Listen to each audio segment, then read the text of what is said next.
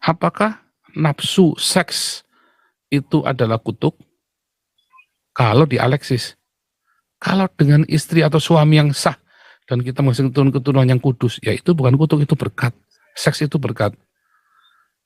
Kalau itu ada di 72 bidadari, tiap hari kerjanya ngesek terus, itu kutuk. Tapi kalau itu kerjakan dengan satu laki-laki dan satu perempuan, menjadi satu daging, menghasilkan keturunan-keturunan jasmani yang kudus, itu berkat.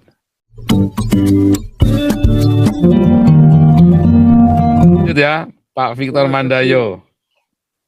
Terima kasih pencerahannya, Nabi. Ya, shalom. Shalom, warta sesungguhnya. Malam, iya Pak Pastor. Ini saya mau bertanya ini Pak Pastor ya. Berhubungan dengan keselamatan yang sejati. Bolehkan ya Pak Pastor ya? Ya. Ya, di situ dikatakan bahwa pada Roma 8 ayat 1, manusia itu bebas dari hukuman. Apabila dengan kedatangan Yesus dan menerima Yesus sebagai Tuhan dan Juru Selamat, yang pertama ada bebas dari hukuman dosa. Kemudian, Allah tidak memperhitungkan lagi dosa-dosa kita itu pada Ibrani 10 ayat 10 dan 17. Yang menjadi pertanyaan saya, Pak Pastor, apa saya yang mau diajarkan dalam pada ayat-ayat ini dikatakan bahwa bebas dari hukuman dosa, sedangkan dosa yang sekarang yang kita terima itu ada dosa warisan ya. Boleh katakan dosa warisan karena kejatuhan Adam dan Hawa di Eden itu mengakibatkan beberapa. Pertama, hari itu juga engkau akan mati, artinya tidak sampai satu harinya Tuhan. Kemudian wanita akan melahirkan dengan penuh kesusahan, tetapi akan tetap birahi walaupun sudah merasakan sakitnya. Kemudian yang ketiga, pria akan mencari rezeki di bumi ini dengan mengeluarkan keringat yang bercucuran. Nah, padahal dengan kedatangan akhirnya untuk keselamatan sejati, ini apa yang diajarkan Pak Pastor? Karena ternyata hukuman itu masih berlaku terus sampai sekarang, artinya tidak bebas dari hukuman dosa dan tidak Allah masih memperhitungkan dosa-dosa kita yang lalu, dosa warisan itu. Gimana yang mau diajarkan sebenarnya Pak Pastor? Terima kasih, Tuhan memberkati. Nggak ada suaranya Pastor. Ya, lupa nyalakan mikrofonnya. Satu, itu tadi. Kamu akan mati. Sebenarnya itu artinya kamu tadinya immortal, sekarang kamu akan mortal. Ketika kamu makan buah pengetahuan, jangan diganti-ganti namanya ya. Buah terlarang, buah apel, jangan diganti-ganti namanya. Itu namanya buah pengetahuan. Supaya kita tahu yang baik dan yang jahat. Jangan diganti-ganti buah terlarang segala macam, nggak ada itu buah terlarang. Nama itu nggak pernah disebut ya di Alkitab. Buah pengetahuan. Ya. Ketika ada makan buah pengetahuan, dikatakan kalau kamu makan buah pengetahuan ini, kamu akan mortal. Tadinya kamu immortal. Mengapa? Karena buah pengetahuan baik dan jahat. Sementara di Eden itu nggak ada yang jahat. Supaya kamu tahu yang jahat, ya kamu keluar dari Eden. Nah, kalau keluar dari Eden, itu tempat terkutuk. Di mana ada Hillel ben Syakar di sana yang menguasai seluruh Haaretz. Ya, Haaretz itu alam jasmaniah ya. Seluruh alam jasmani itu menjadi terkutuk. Nah, kemudian Adam dan Hawa makan itu buah pengetahuan supaya dia tahu yang baik dan yang jahat dan dia tahu bagaimana cara punya anak. Tadinya dia nggak tahu cara punya anak, gimana caranya, nggak ada yang ngajarin. Makanya Hawanya kreatif supaya tahu, ya tak makan buah pengetahuan. Kamu itu gimana? Disuruh berkembang biak, caranya gimana? Malah itu tongkat taruh di hidung. Edan ngomel ngoceh aja. Ini coba taruh di sini, taruh di situ, nggak ada yang jadi. Nah, ini kayaknya kita perlu makan buah pengetahuan supaya kita tahu deh. Makanya Hawa makan buah pengetahuan dan jadilah dia tahu. Ini caranya nih, tongkatmu taruh di dalam sangkar burungnya. Oh, aduh, celing. Wah, cerdas. Langsung cerdas mereka bikin. Buka, jus olahlah BP. Beranak pinak jadi miliaran, jadi 7 miliar ya. Gitu. Jadi, tahu. Kedua. Kemudian, tanahnya kan terkutuk. Oh, enggak. Ya, tanah yang terkutuk ini akan berterima kasih kepada kita. Itu ada di dalam Kejadian 3 ayat 17. Ya, the curse of the land will thanks to you. Akan berterima kasih. Walaupun di Webster berkata thanks to you itu artinya itu gara-gara.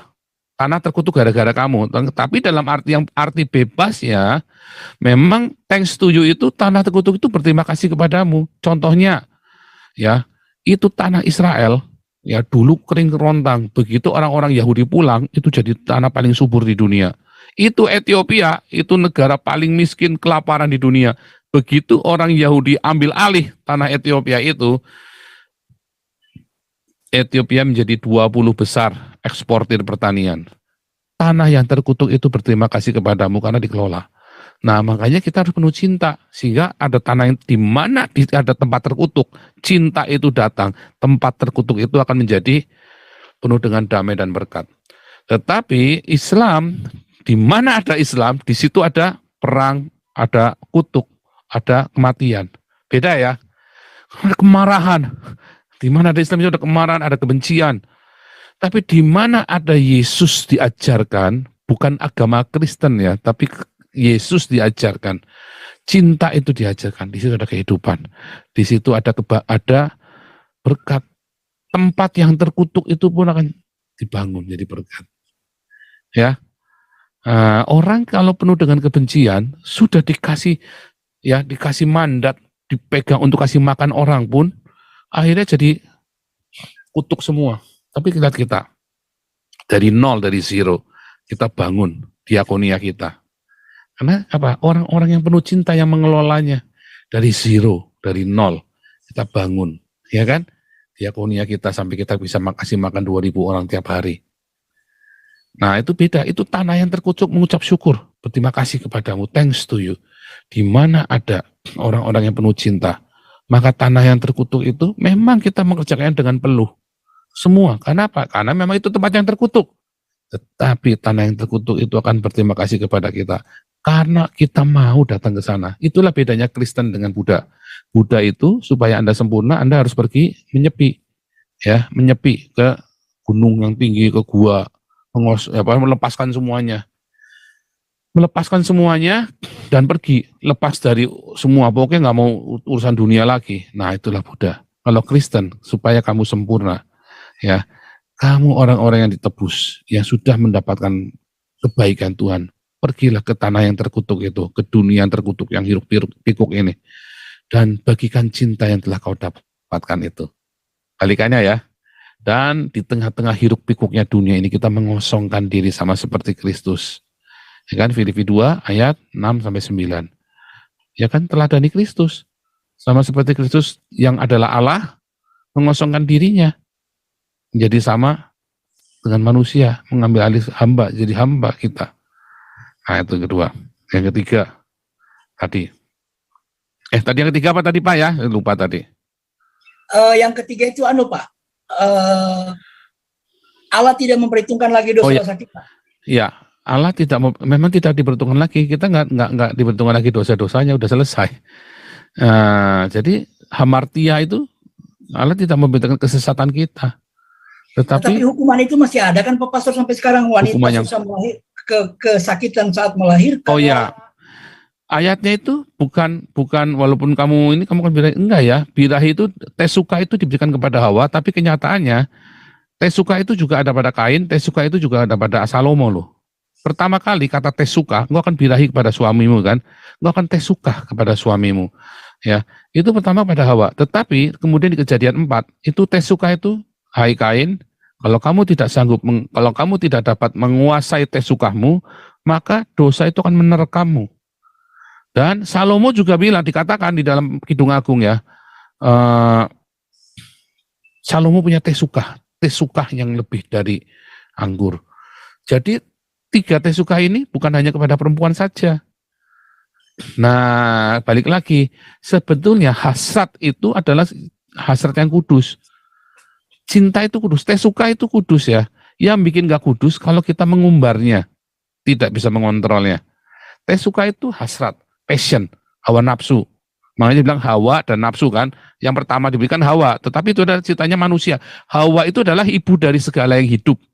Artinya manusia yang hidup itu diberi tesuka. Maka nanti ada di dalam Wahyu 12 ya, perempuan itu dan keturunannya, nah, itu kan. Nah, itu ibu dari segala yang hidup. Nah, itu tesuka ya. Sebentar.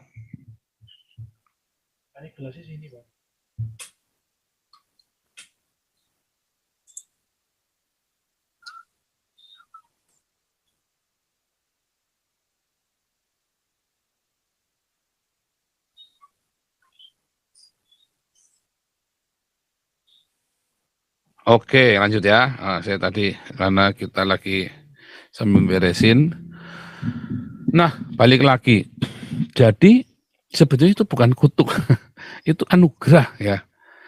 Kata berkat dan kutuk itu dalam bahasa Ibrani itu dari satu kata ya. Apakah nafsu seks itu adalah kutuk?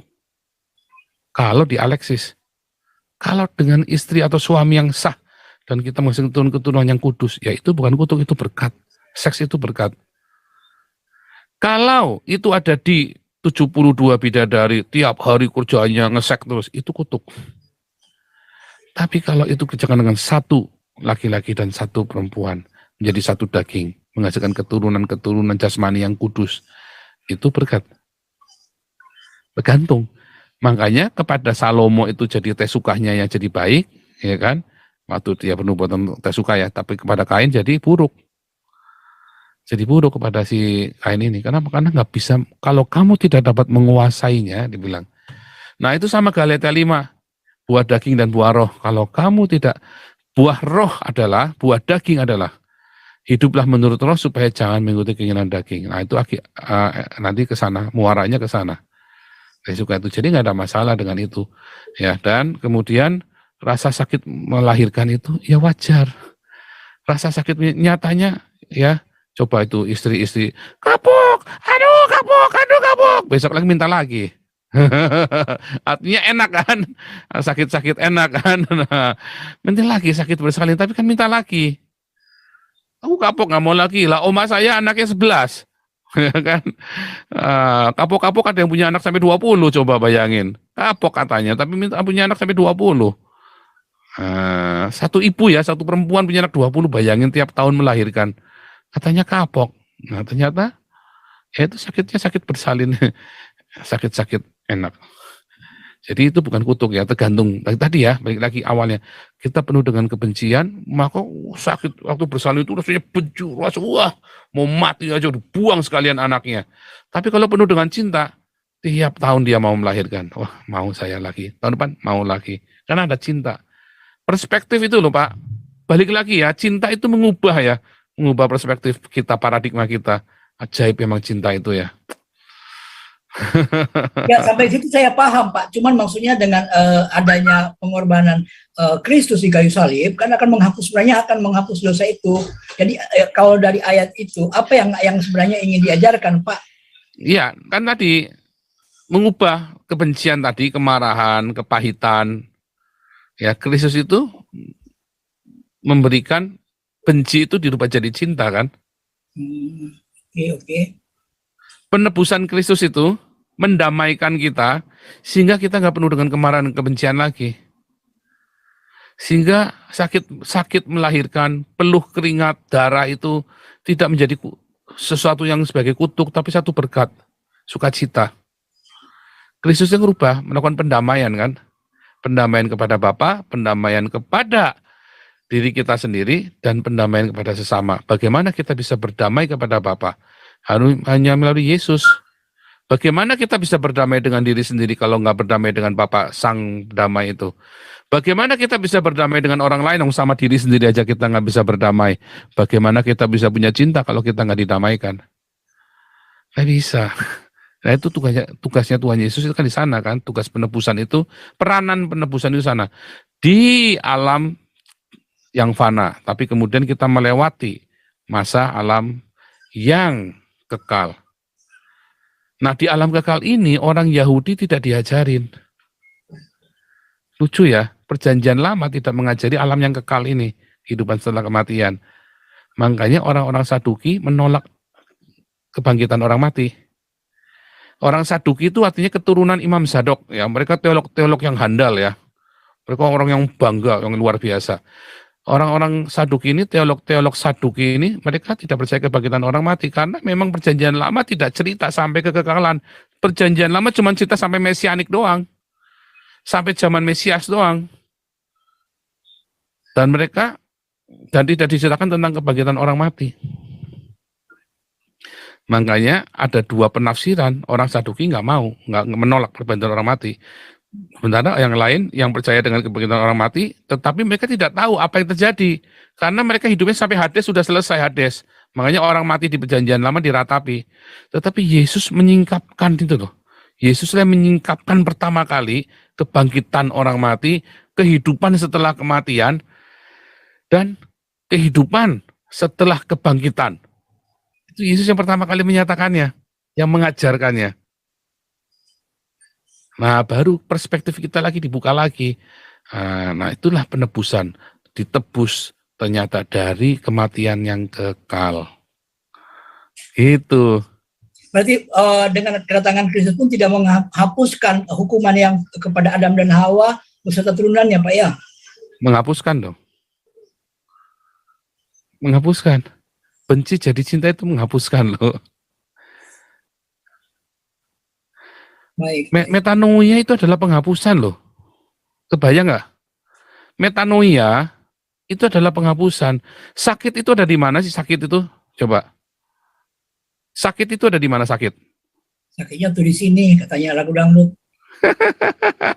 Sakit itu kan ada di jiwa kan?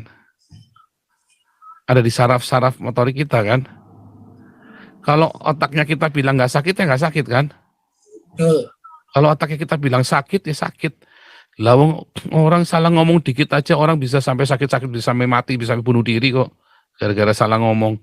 Artinya ada orang sampai dihina begitu rupa, sampai dihancurkan gara-gara dia begitu rupa, dia tegar berdiri. Ternyata sakitnya ada di mana? Sakit itu kan ada di dalam jiwa kan. Yang dibawa mati kan. Tapi melalui penebusan sakit itu kan bisa sembuh kan. Sakit itu ada di mana sih? Sembuh itu ada di mana sih? Banyak orang badannya sehat sampai dokternya bingung, pasiennya bingung, badannya sehat tapi dia merasa sakit. Banyak orang yang sakit tapi dia merasa sehat tenang-tenang aja padahal dia sakit. Umurnya juga panjang, nggak mati-mati. Padahal dia sakit, kena cancer stadium 4. Tapi dia tetap aja survive, nggak mati-mati. Ya, sakit itu ada jiwa kan, yang ditebus kan. Kalau kita ngalami terobosan yang yang biasa, sakit di jiwa itu sembuh loh. Dan apa artinya sih kemah yang fana ini? Karena kemah yang fana ini kan ada di dunia, memang harus mati. Karena dosa? Bukan. Adam itu mati bukan karena dosa ya, karena dia makan buah pengetahuan. Tetapi kematian yang dimaksudkan, Roma 3 ayat 23 sama Roma 6 ayat 23, itu kematian yang kekal. Kematian yang kekal. Ya, dosa yang menyebabkan kematian kekal yang nggak bisa dibangkitkan. Berbahagialah orang yang dibangkitkan pertama kali, karena ia tidak akan mengalami kematian yang kedua. Itu yang dimaksudkan dalam Roma 3 ayat 23 dan Roma 6 ayat 23. Adam itu mati mortal bukan karena makan buah bukan karena dosa, tapi karena makan buah pengetahuan. Karena dia tahu, nah terus Allah bilang dia menjadi Adam dan Hawa ini menjadi salah satu dari kita tahu yang baik dan jahat. Jangan dia makan buah pohon kehidupan, ya. Ayo kasih kerup di sana supaya dia. Apakah kerup itu kemarin kita belajar untuk kelas apologetik nanti belajar ya. Kerup itu ternyata firman Allah. Ya, ditutup firman Allah itu di-seal sehingga orang tidak bisa tahu pohon kehidupan itu apa. Ditutup firman Allah itu. Kerup itu ya, kerup yang menyala-nyala. Logos dan rema. Wah, itu mesti belajar kelas apologetik Pak Victor. Baik. Ya. Kelas evangelis kita mulai bulan Maret ya. Kelas evangelis kita bulan Maret, daftarnya melalui Hagios. Terus baru nanti belajar kelas apologetik. Nanti kita ajarin. Ternyata itu semua cerita The Bible Philosophy ya. Wah, itu dalam sekali ya. Saya senang sekali. Nah, hari ini kita juga mau belajar sedikit tadi itu ya. Oke, pas nih ya, 1 jam ya. Tapi ini ada loot lagi sebentar nih. Oenfang ini lagi rame ya. Jangan dipotong ya.